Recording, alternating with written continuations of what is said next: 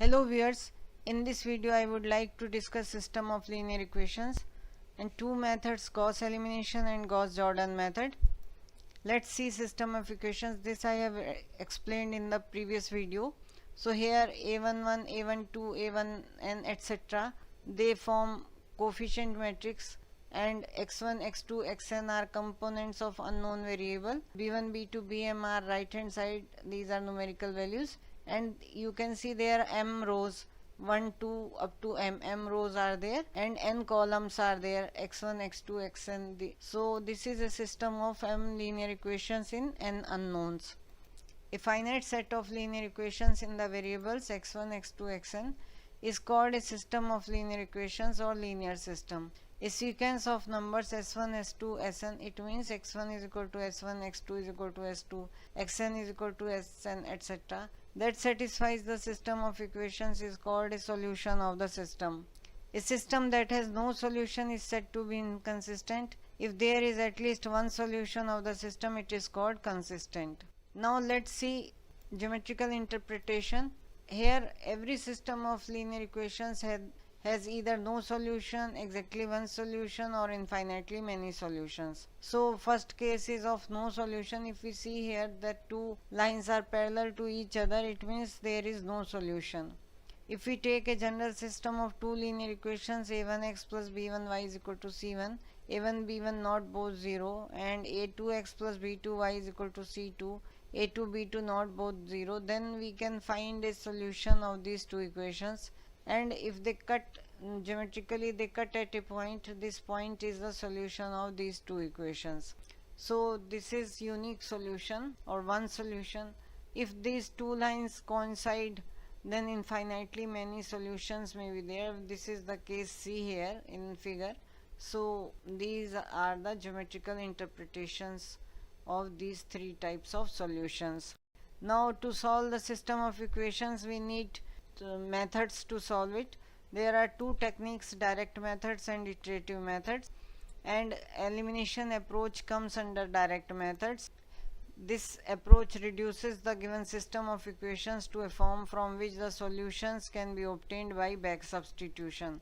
We will discuss two methods of such kind, Gauss elimination method and Gauss Jordan method. Iterative approach we will discuss in another video.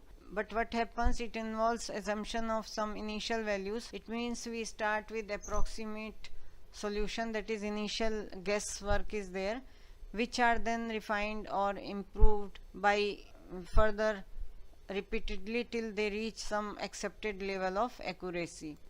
We will discuss two iterative methods, that is Jacobi method and Gauss Seidel method. So now let's do Gauss elimination method.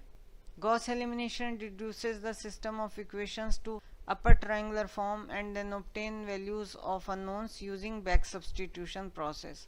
So how it does, we will see with the help of first general system of equations. So we have taken 3 by 3, 3 rows are there, 3 columns are there, and 3 unknowns x1, x2, x3 are there, b1, b2, b3 are right hand sides, numerical values are there. We'll see how we proceed when we apply Gauss elimination method. The system in matrix form can be written as Ax is equal to B, where A is the coefficient matrix, X is equal to column vector x1, x2, x3 unknown vector, and B is equal to b1, b2, b3 which are numerical values. A is also given. About this I have discussed in earlier video. Now augmented matrix AB can be written as, we can write down AB in the form of this, where we have augmented B column in A matrix. We reduce AB to upper triangular matrix by using elementary row operations, and we take that A11 is not equal to 0. If it is 0, we will make row exchanges and will make it non-zero.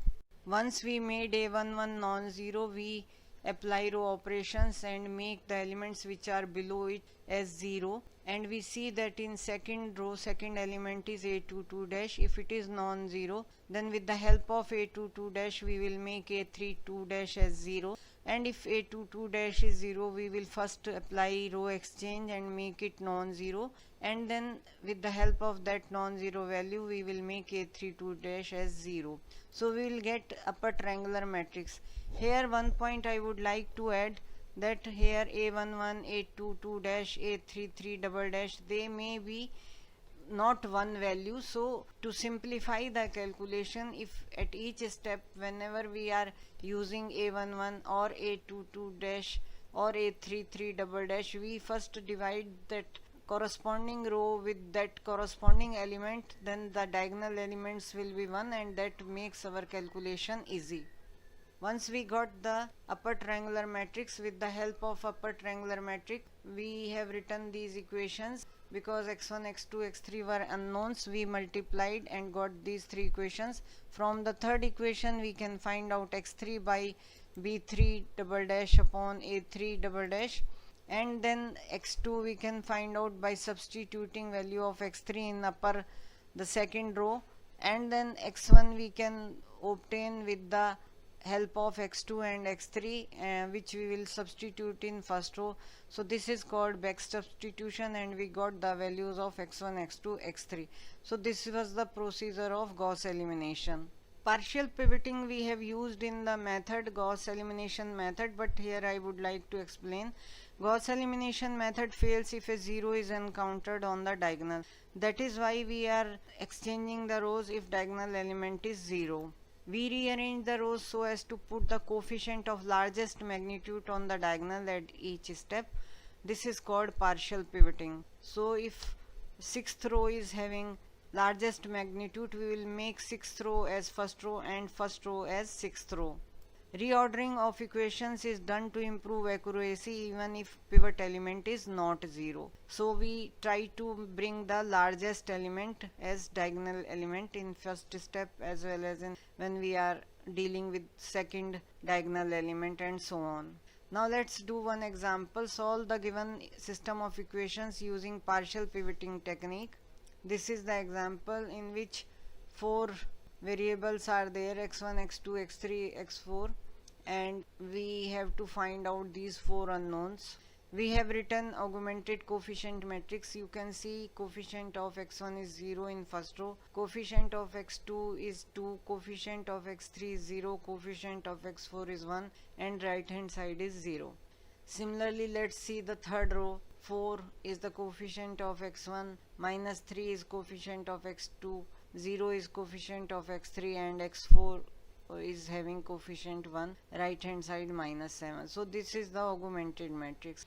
Now if you see here, the first element is 0 in first row, and we cannot apply Gauss elimination method because Gauss elimination fails if diagonal element is 0. So we will do row exchanges. 6 is the largest element in first column, so we will bring this 6 as first element in first row. So we exchange first row and fourth row and bring 6th as first element in first row. So we can see 6 1 minus 6 minus 5 6, and first row has become now fourth row, 0 2 0 1 0, and the rest of the two rows second and third are same as it is. After exchanging the rows, we apply row operations and we make all the elements which are below 6 as 0. In fourth row it was already 0. In third and second row we have applied the operations which have been written here. We go to second column and see that 1.667 is lesser than 3.6667 in magnitude, though it is with negative sign, minus 3.6667, but in magnitude it is smaller. So we exchange the second and third row and we get this expression here. Now with the help of this minus 3.6667, we make the two elements below it as 0, and we see this is the case. In third column, 6.8182 is larger than 2.1818, so we won't make any changes, and then we apply the operations to make the element a43 as 0. So we get this expression. Now we see that all the diagonal elements are non-zero, below diagonal all the elements are 0, and above diagonal they are non-zero. So now we write down the equations, and we can get x4 by dividing minus 3.1199 by 1.5600. So x4 we got it by back substitution. Then we can calculate x3 by third row, and in third row we substitute the value of x4. So we get x3. Now from second row we get x2. From first row we get x1. So all the values we got x1, x2, x3, and our solution has been achieved by Gauss elimination method. Next iterative method is Gauss Seidel method, and iterative methods are preferred over direct methods when coefficient matrix is sparse. They are self-correcting if an error is made in the initial approximation. Due to convergence they keep on improving, and they tend to exact solution or near to exact solution. The condition for the convergence of Gauss Seidel method is that system should be diagonally dominant, and we can write that as mod ai is greater than sigma j is equal to 1, j is not equal to I up to n, mod aij. It means mod of diagonal element is greater than the summation of rest of the elements in that row. So if this condition is satisfied for each row, then we can apply Gauss Seidel method and it is convergent in that case. Otherwise we cannot apply Gauss Seidel method. Now we consider the system of n equations in n unknowns. This is the system of equations which we have already discussed. Now reorder the equations so that the coefficient matrix is diagonally dominated. If it is not, rearrange the equations such that from first equation we calculate x1, from second equation we calculate x2, from third equation x3, and so on till xn. So we can write all the equations and we can get the values x1, x2, xn. Now we start with initial approximation, and this system in general form can be written as xi is equal to bi upon aii minus sigma j is equal to 1, j is not equal to in, aij upon aii, xj I is taking values 1 to n. So general form is there. So we start with some initial approximation of the solution, and we calculate x1 from the first equation by substituting the values of x2, x3 up to xn which we have taken in initial approximation. Then we go to x2, but when we calculate x2 we use new value of x1, and rest of the values, that is x3, x4 up to xn, we take as we have assumed in approximation, initial approximation. Then we calculate x3. For x3 we have two new values x1 and x2, and rest of the values x4, x5 up to xn, we use the values which we have taken in initial approximation. So improve each value of x using most recent approximation. Here we do one example based on Gauss Seidel method, and we have given that correct to 3 decimal places we have to do the calculations. It means accuracy has been specified. So we will stop our iterations once we obtain this accuracy, and we have this system of equations here. By observation we can see it is not diagonally dominant because 1 is not more than 1 plus 54. So we will rearrange the rows and equations, we can say, and we will make it diagonally dominant.